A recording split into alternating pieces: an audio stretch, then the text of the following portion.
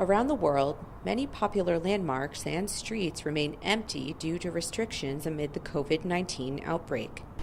Yet in some places, schools, offices, and restaurants are gradually reopening, including in China, once the world's coronavirus epicenter.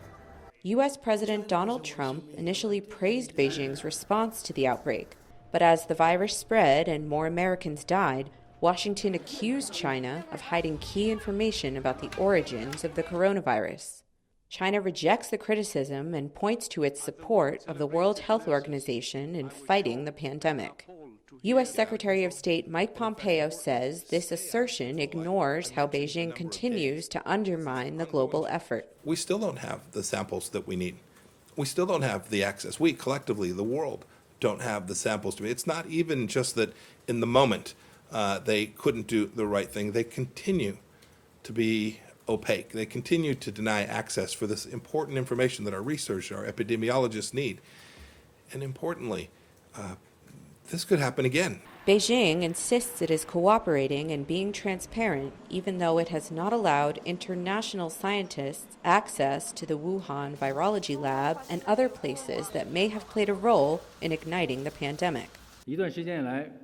For some time, the U.S. government has ignored the facts, diverted public attention, and passed the buck in an attempt to shirk its responsibility for incompetence in the fight against the epidemic. This approach will not erase Chinese people's achievements in the epidemic prevention and control through hard work. China positions itself as the leader to fight the pandemic, but the achievements to control the coronavirus are not Beijing's alone.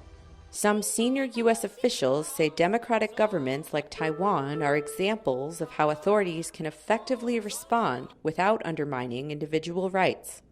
Retired Brigadier General Robert Spalding from the Hudson Institute spoke to VOA via Skype. You know, when you look at the way that they've taken care of their population by providing information and transparency and also acting quickly as a government to implement the kind of controls and protections, Taiwan's actually fared through the virus very well, and they've really given, I think, the world a model. Taiwan uses air and sea border controls, quickly identifies new cases, notifies others with real-time alerts, and has used funds and military personnel to increase mask production.